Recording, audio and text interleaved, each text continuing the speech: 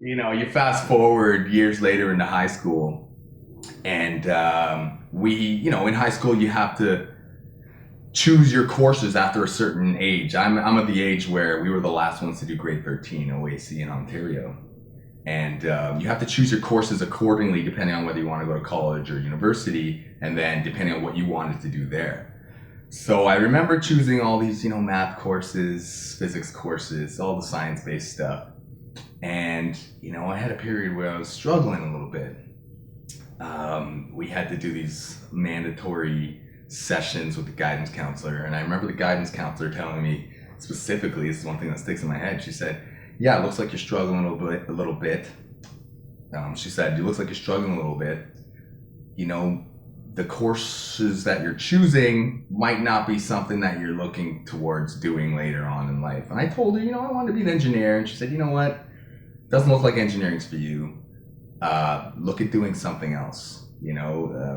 Find your niche. So I came out of that a little bit, dismayed. And I thought to myself, you know what? What does this guidance counselor know? Like, let me just push forward anyways. I just need to try a little bit harder, apply myself. And, eventually I got into McMaster University, which at the time was known as a pretty good engineering school in the area. So I was pretty excited about that. So getting into engineering at McMaster was a big point for me. And then beyond that, it was a whole other leg of the journey. It was kind of moving into university for the first time and seeing what that's all about. You hear all the stories, all the frat stories. I was a little older at the time, so I had kind of gotten most of the partying out of me, but it didn't stop me from joining in. But I found, especially in the engineering faculty, that was even different from kind of the idea that you get about university. It was very male dominant. As much as you have this preconception about engineers being nerdy or what have you. It was surprising to see that a lot of these guys were athletic, liked to party, things like that. So it was really interesting. It was a bit of an eye-opener for me because even at an older age than the rest, I had a misconception about the engineering field.